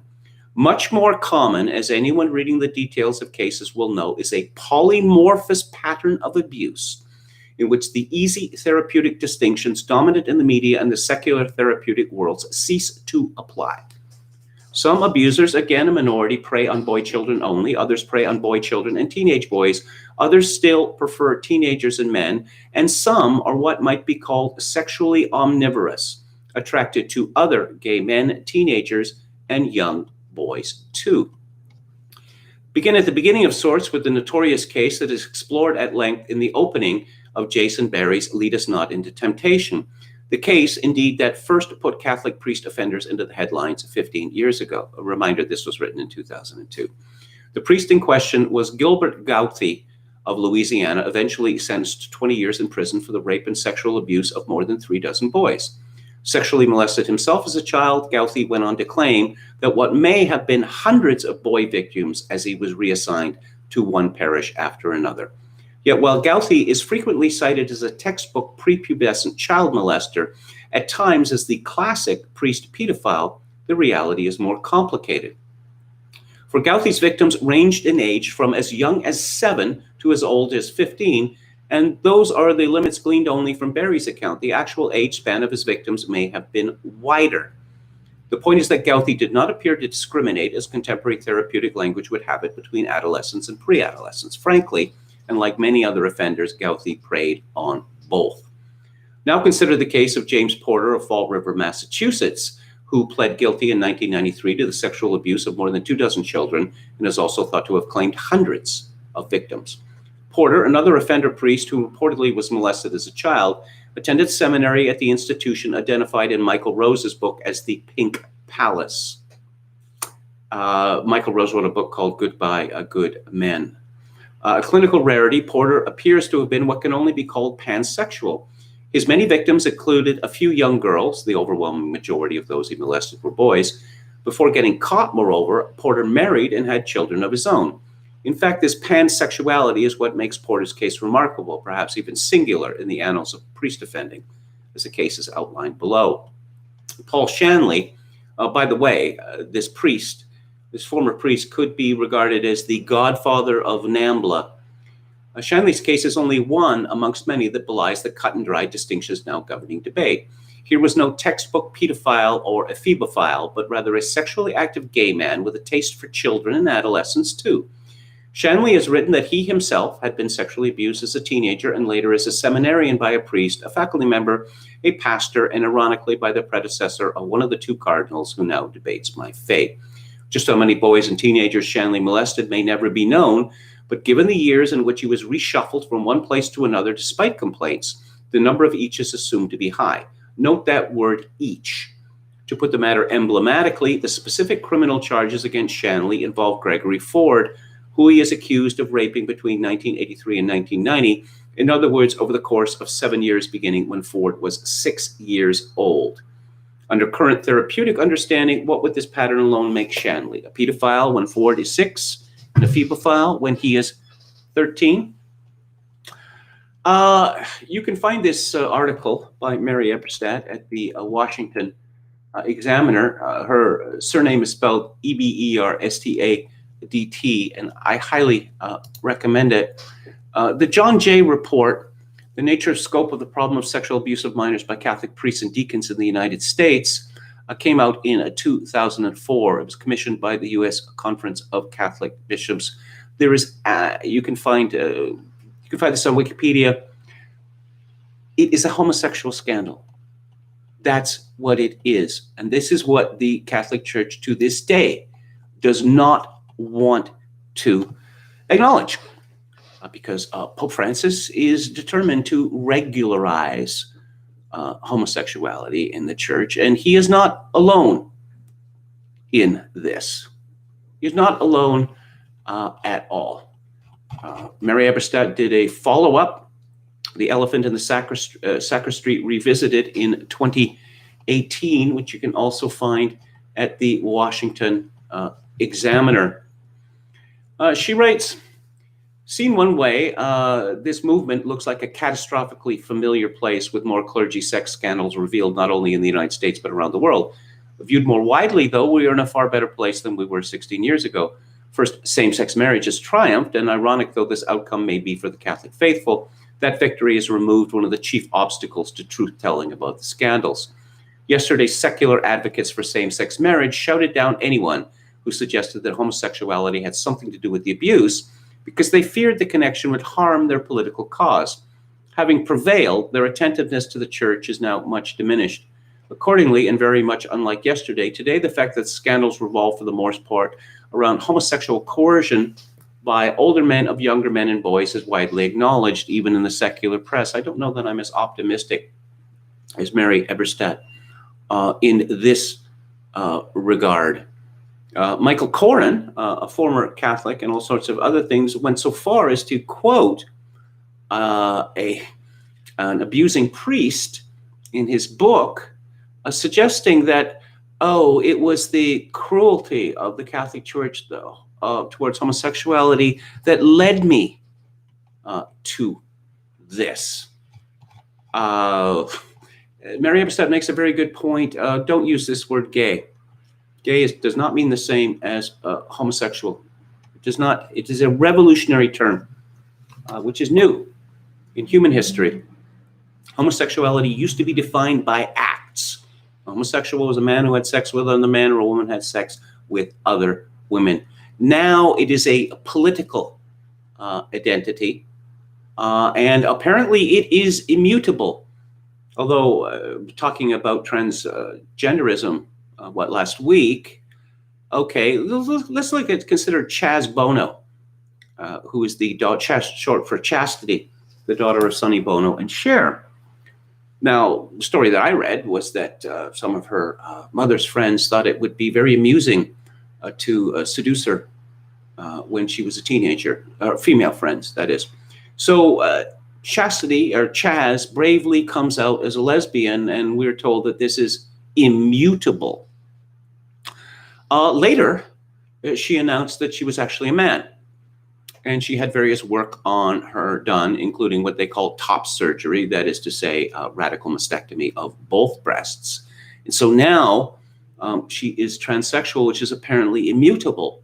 But wait a minute, wasn't her lesbianism immutable before? It's none of this is true. It always how this comes about is that whatever serves the gay agenda is the argument that they will make. From the Daily Mail, you zero understanding of the mood of 70 million Americans. Megyn Kelly blasts Chris Cuomo's fake COVID basement stunt and accuses his New York governor, the Love Gov, dishing it 24/7, of killing off 6,000 seniors in stinging Twitter takedown. She said that Trump supporters had been unfairly attacked for 4 years. The fight was prompted by Kelly tweeting to Jon Favreau, not the actor, but the director of speechwriting for Barack Obama, after he called her utterly pathetic. Yeah, I suppose, and I'm looking at Chris Cuomo's stupid face again.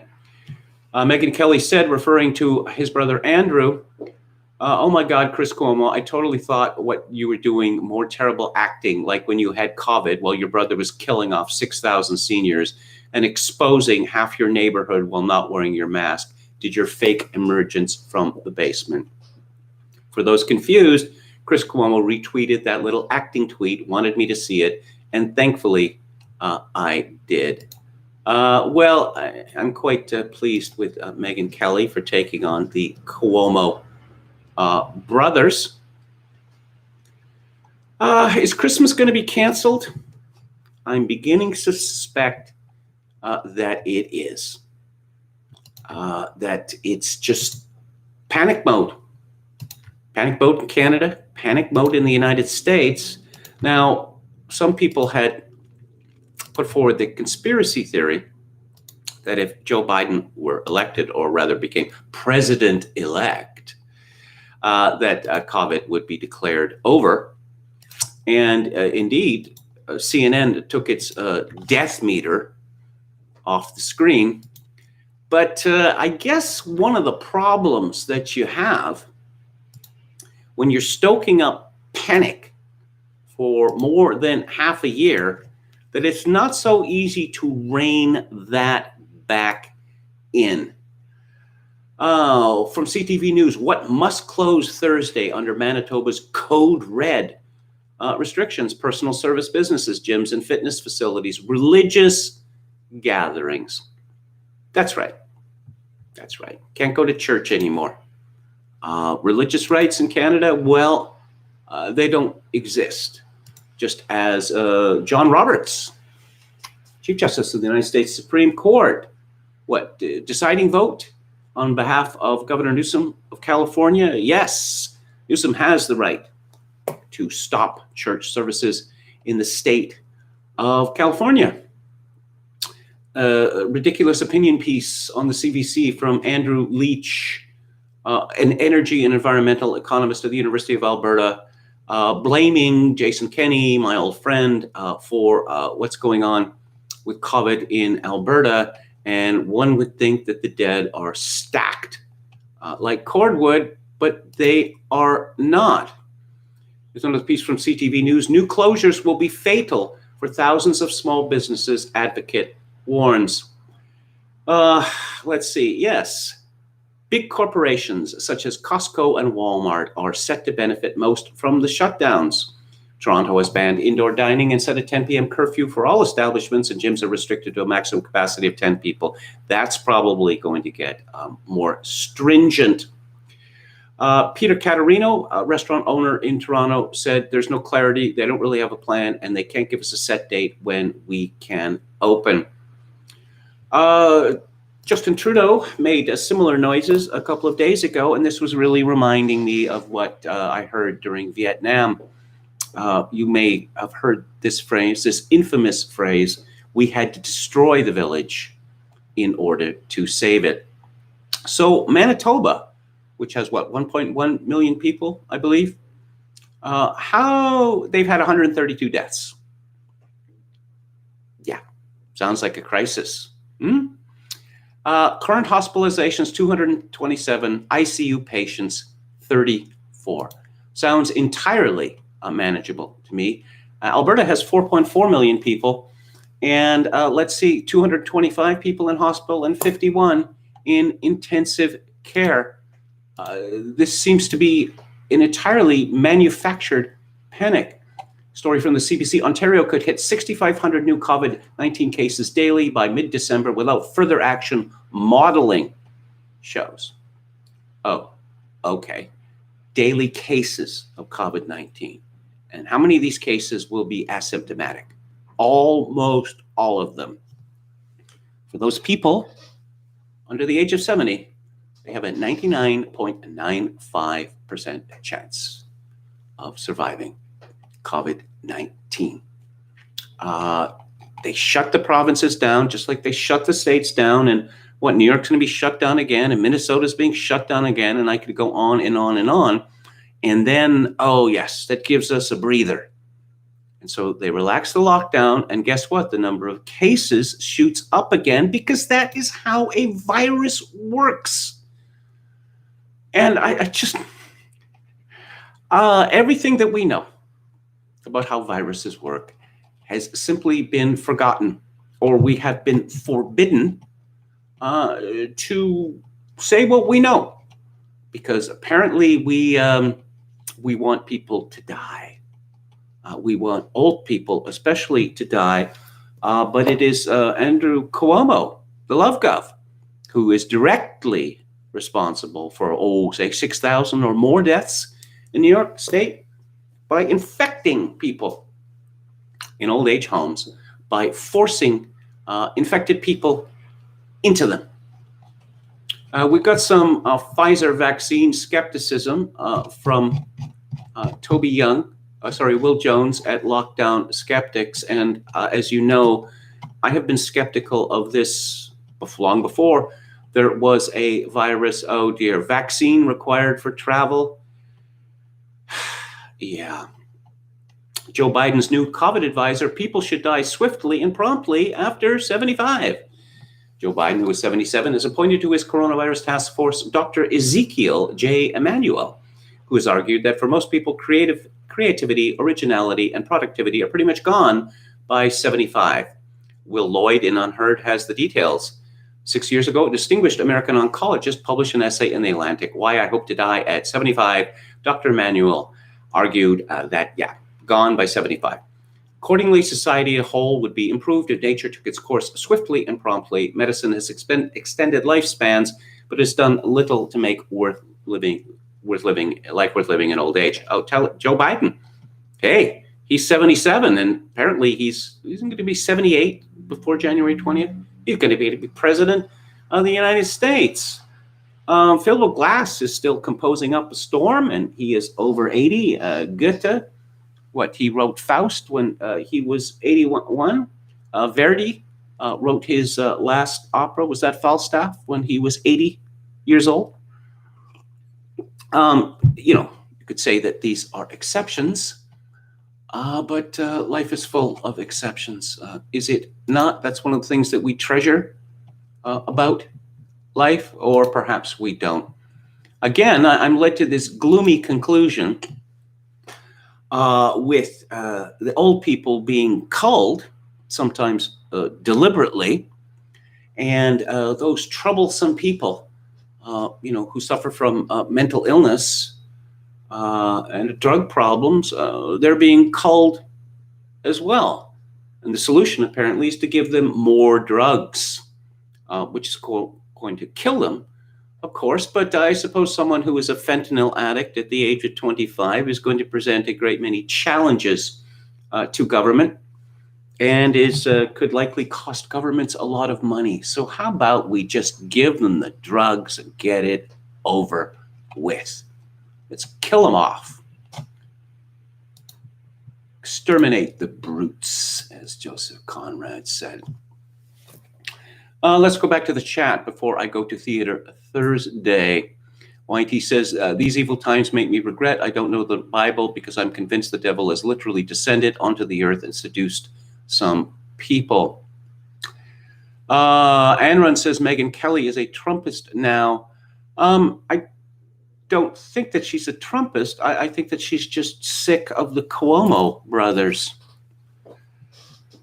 Tricky Woo says the government doesn't decide what I celebrate. They've already made it clear in Britain, or in England rather, that they are going to send the police into people's homes on Christmas Day. And I would not be surprised to see the same thing happen in Canada, or certainly in, say, Michigan or New York State. And look, how did I'll just give the example of the Catholic Church. How did the Catholic Church react to these shutdowns? Starting in Italy, and then in the United States, Canada, England, etc. Oh yeah, sure. We'll shut down for as long as you want. People don't need the Mass. They don't need the Eucharist. There's this thing called the internet now.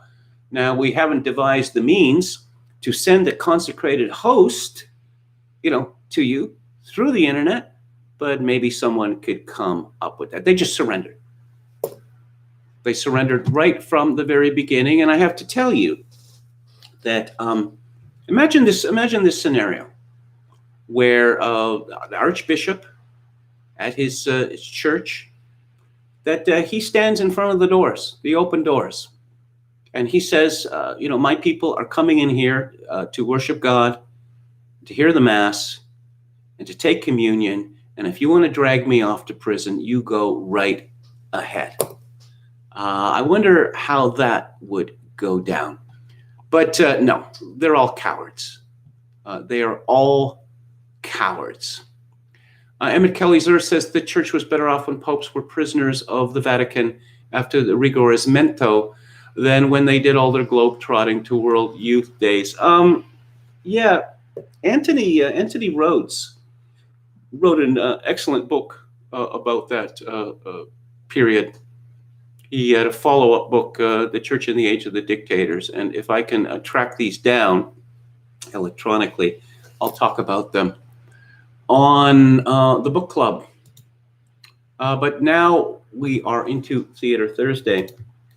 And this is the second film by Robert Zemeckis that I've discussed in this space. The first was his first film, I Want to Hold Your Hand, which is about the Beatles coming to New York City in 1964, which he made with his then partner, Bob Gale, a movie which I raved about because it is utterly delightful. Who Framed Roger Rabbit came out in 1988. I'll just say some things about Robert Zemeckis first. I don't know. I guess he's one of the, no, if not the dean of American directors. I suppose he's close. I guess you hear this a lot. I like his early films better than his latest ones. His second film, Used Cars, starring Kurt Russell and Jack Warden, absolutely hilarious. If you haven't seen it, you should. Zemeckis ran into a serious problem. Well, yeah, he and Gale wrote 1941, and Steven Spielberg decided to film a comedy, and Steven Spielberg is not any good at comedy, and that movie crashed. I Want to Hold Your Hand and Used Cars were not successes at the box office, and Zemeckis was sent to what they call director jail.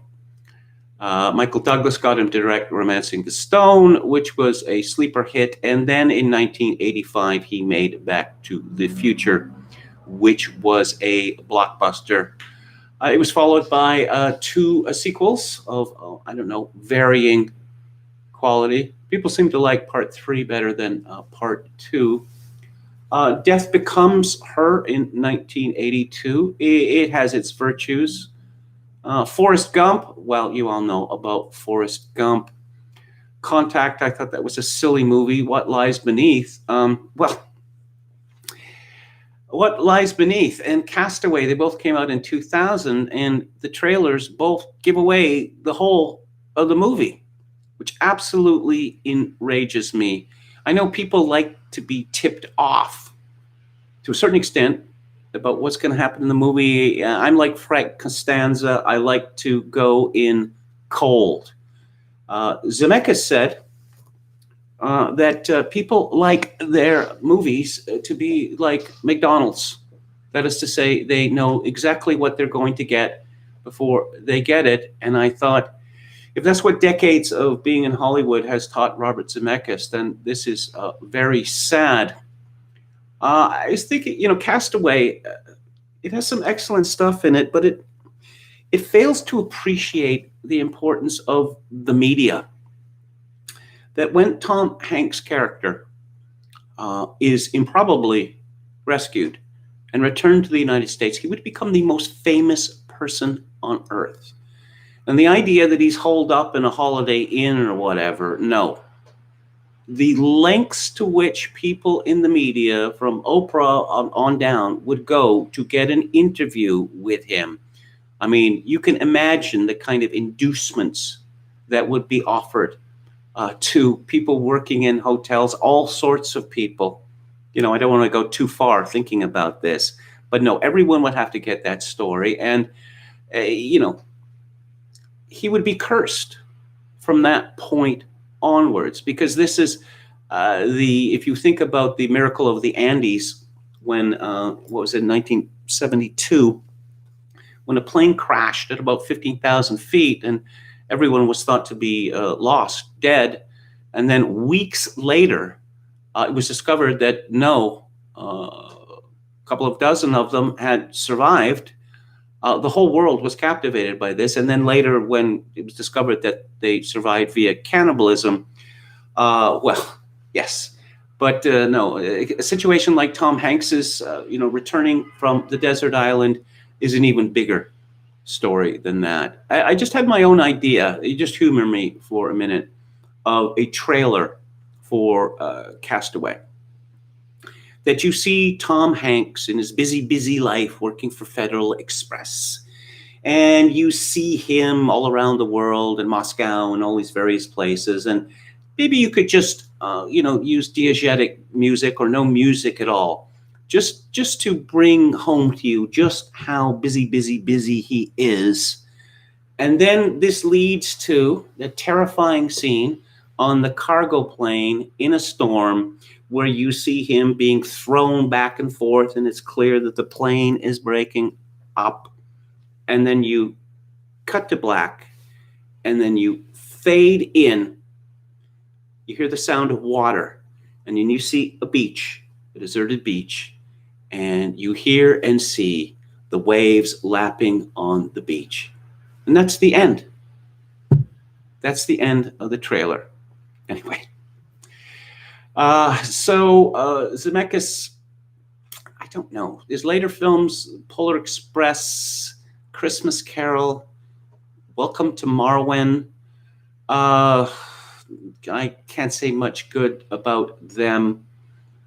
He has a new film out, which is a remake of a film I quite like, actually, called The Witches, which is based on the famous novel by Roald Dahl, and was made into a film by Nicholas Roeg in 1990, which had a great performance from Angelica Houston as the Grand High Witch.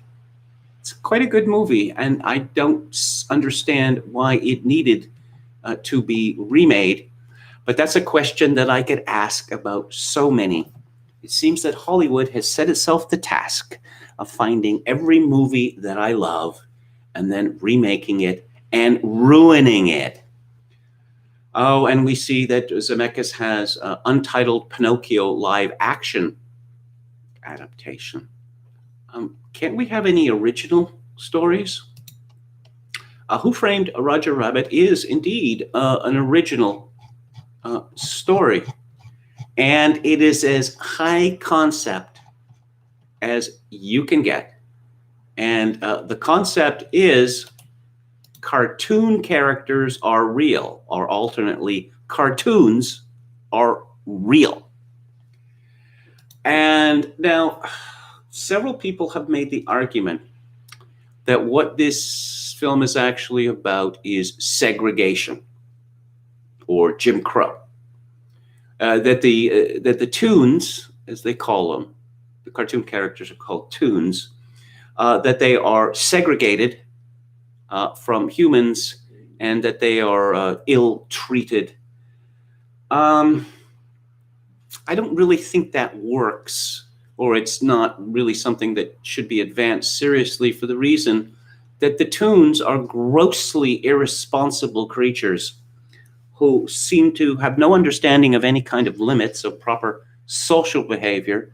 They're wildly destructive.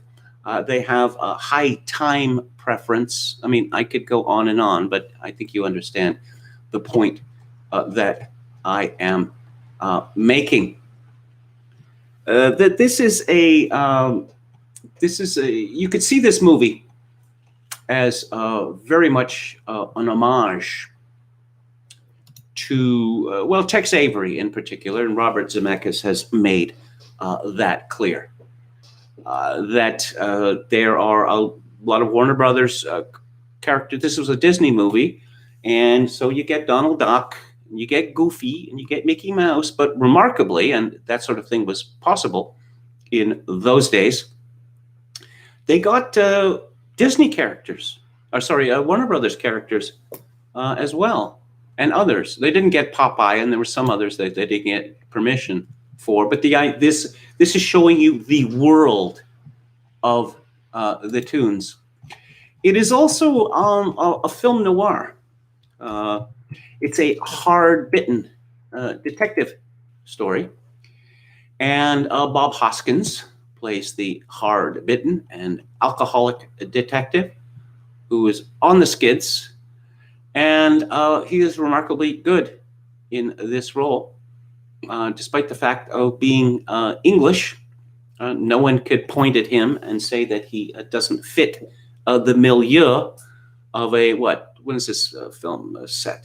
1947, with the big suits and the big white ties and the short ties and the rapid fire dialogue, which this movie does excellently. Apparently nobody wanted to play Bob Hoskins a role of Eddie Valiant. For a movie, a prestigious project like this that Disney, had so much faith in, obviously they would have wanted a bigger star, but there are no stars in this movie. Christopher Lloyd plays Judge Doom, and very good he is. I have to say it's a real shame to see what's happened to Christopher Lloyd's career. Stubby Kaye, who I remember from childhood TV back in ye old ancient times, plays Marvin Acme. Joanna Cassidy plays Dolores, who works in a diner and is the on-again, off-again, as the movie starts, off-again girlfriend of Eddie Valiant.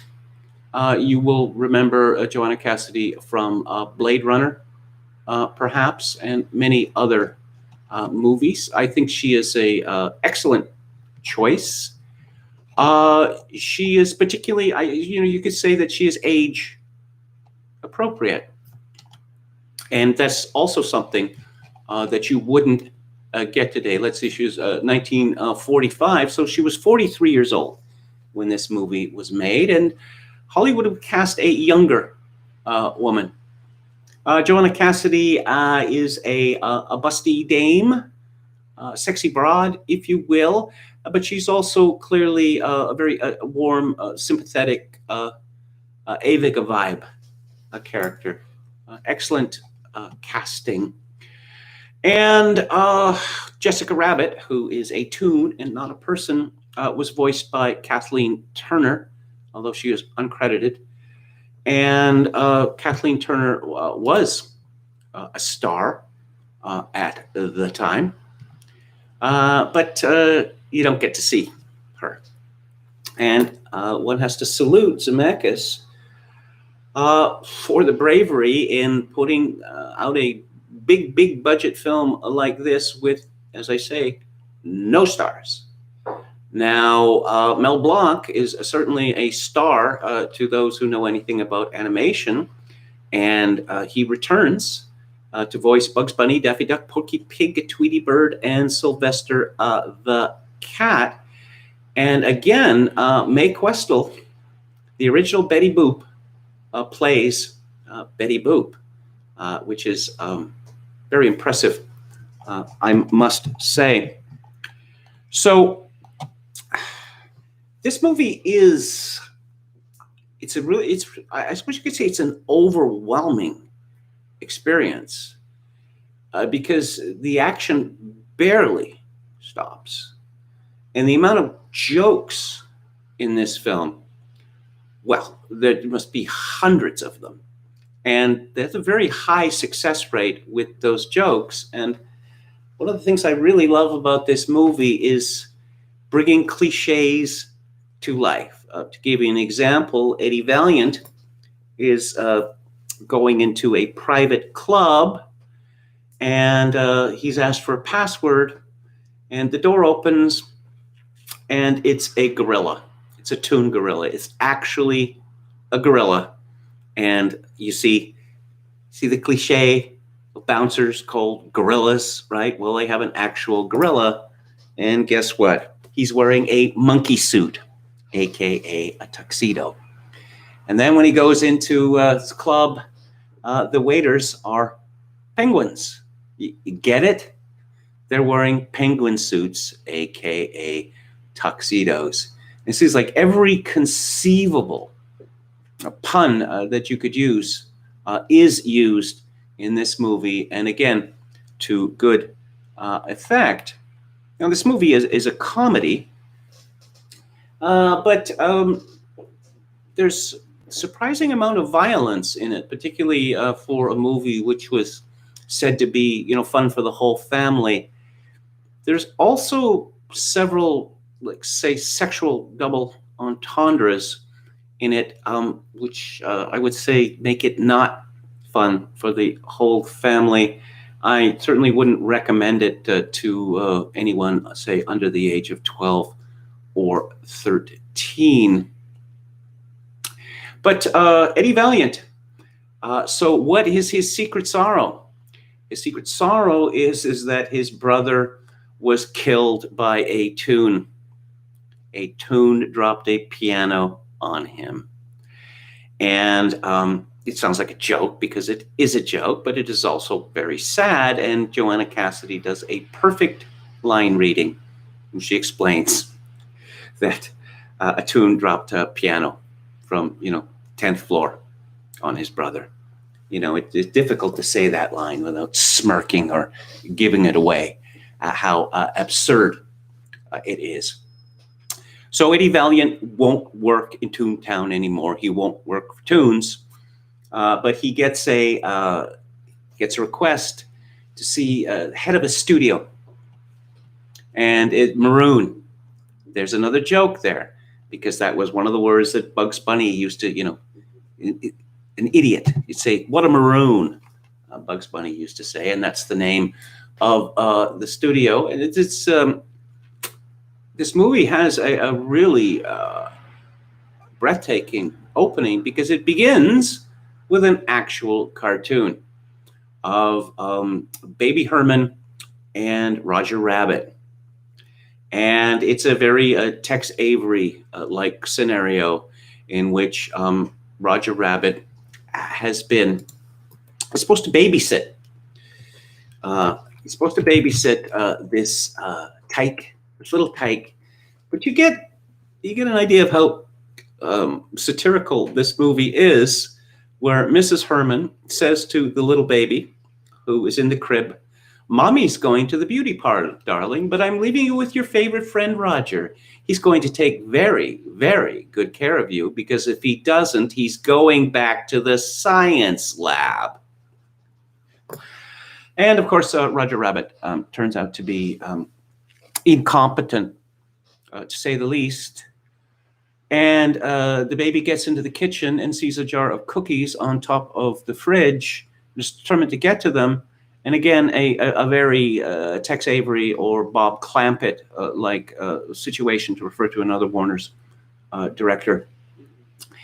Everything that can go wrong does go wrong for Roger Rabbit, and particularly at the end, where we have kind of a breathtaking shift in the mise-en-scene, where a director calls cut, and a refrigerator has landed on Roger Rabbit's head, and it's supposed to be stars coming from his head, but instead they're little tweeting birdies, and you keep screwing up this scene, and it's totally absurd, of course.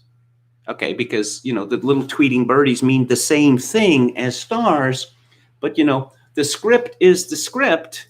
And if Roger Rabbit, if he can't get stars to come out of his head, then I guess he's finished in the toon business. But then he has a secret sorrow as well, because he believes that his wife, Jessica Rabbit, who is clearly based on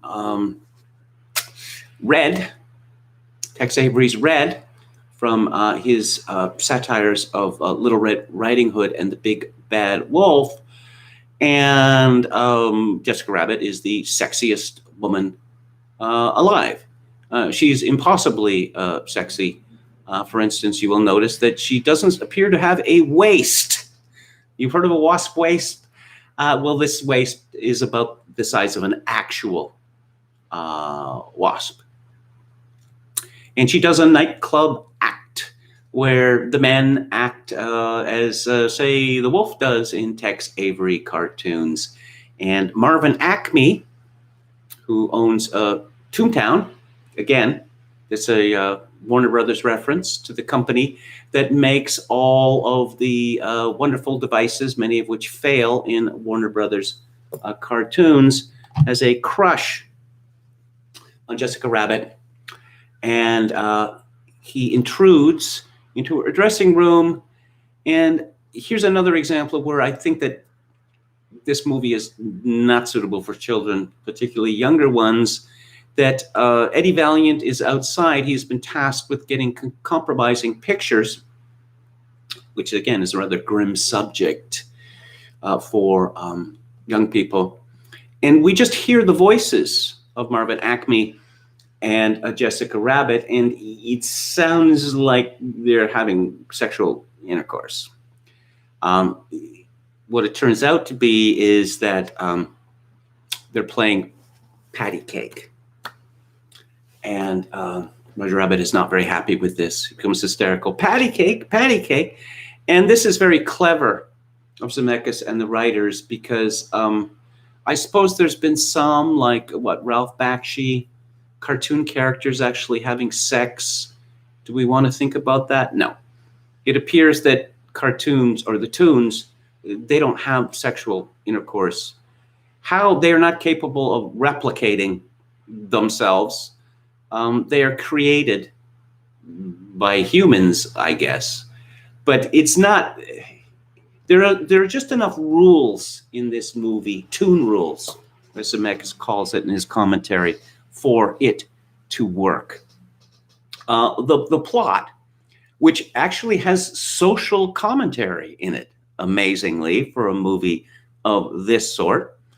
It is true enough that there was a conspiracy to eliminate streetcars from Los Angeles. That there's a joke, a very good joke, a car, why do I need a car? LA has the best public transportation system in the world. And we find out, we're led to believe that there was a conspiracy by various people, car manufacturers, tire manufacturers, gas companies, to get rid of the streetcar and replace it with a freeway. And that is exactly what happened. I have to say that one of the things I really appreciate about this movie is that, just like the Maltese Falcon, say, and there is a reference to that, another Warner Brothers property, we see kind of a simulacrum of a Maltese Falcon in Eddie Valiant's office, and any number of Raymond Chandler novels or adaptations.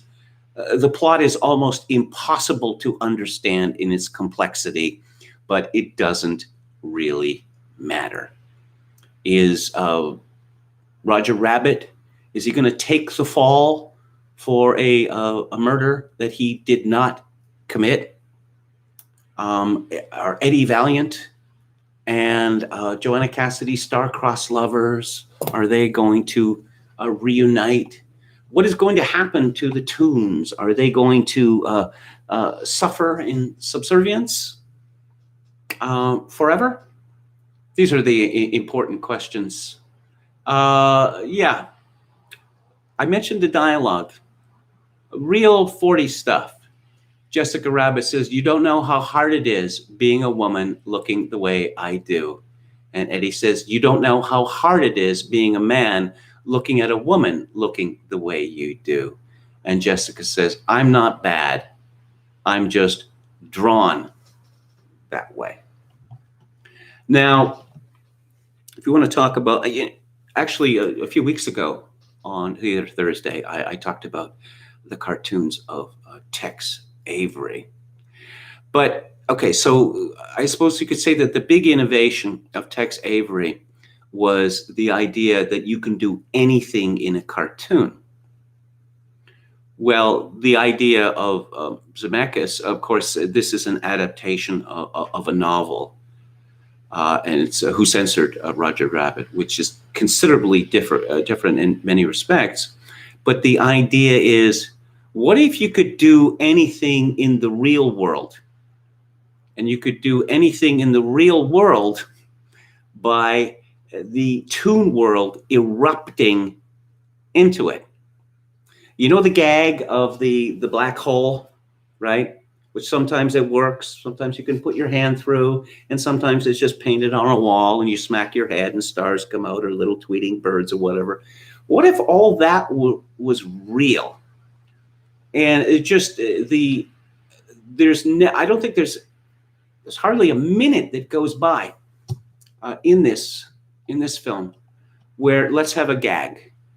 Let's have some sort of a visual gag. And there are some beautiful homages. We have a great homage to Rhapsody Rabbit, where Bugs is playing Liszt, and he keeps being interrupted by a mouse. But in this case, it is a contest on two pianos between Daffy Duck and Donald Duck. And this could be seen, I suppose, as an inspiration for the movie as a whole. Leon Schlesinger,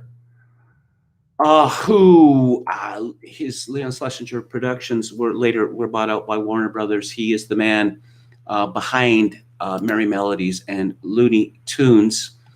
He had no sense of humor himself. His great advantage was that he paid his animators very little money. He didn't interfere, or he hardly ever interfered. He fired Tex Avery, as I discussed on a previous book club. But there is a Friz Freleng, or Isidore Freleng, made a cartoon in 1940 called You Oughta Be in Pictures, in which Leon Schlesinger appears as himself.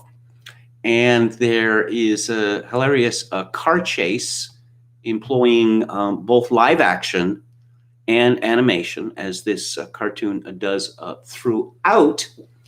And there is an homage to that in Who Framed Roger Rabbit. I suppose the big reveal is somewhat telegraphed, but I don't mind that so much. The only problem that I have with this is that let's say the tune, the monstrous tune, which is the big reveal, it's simply too terrifying to have been in an actual cartoon. But that is a small cavil, an absolutely small cavil. The way in which the characters and the animation interact is nothing short of astonishing. And as Zemeckis points out in his commentary, this is Bob Hoskins. So much of this is due to Bob Hoskins, because when it looks like he's being jabbed in the back, or he's having to jump over some little cartoon thing or hippo or whatever, of course he's miming. He's miming the whole time. The music by Alan Silvestri is good too, and Dean Cundy does the cinematography. And how many Dean Cundy films have I talked about on Theater Thursday? Yeah, let's go through the list here. If you just Rock and Roll High School, there is one. The Thing, there is two. So Roger Rabbit makes it 3. Oh, and Apollo 13. So that makes it 4. And Dean Cundy, yeah, it's rather sad, ending up doing things like Jack and Jill, but them's the breaks. But we can watch Who Framed Roger Rabbit and his his artistry. This movie is a perfect movie. Everything that it sets out to do, it accomplishes it. And beyond that, it is dazzlingly inventive, often hilarious, and also rather moving. So there are my thoughts on Who Framed Roger Rabbit.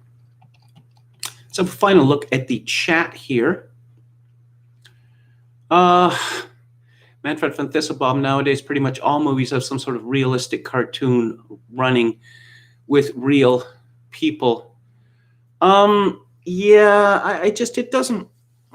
This is one of the last big movies, Who Framed Roger Rabbit, to be made without CGI. And CGI has its uses. For instance, Billy Crystal recreating Yankee Stadium of 1961 in his movie 61. Static stuff, that sort of thing. But it is proved impossible for CGI to give, say, human beings or other creatures heft. There's no illusion of heft there.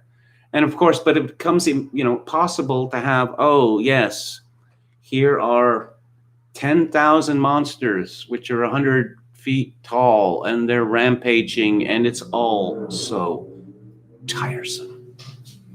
Animation and various forms of special effects, it forced people to be creative.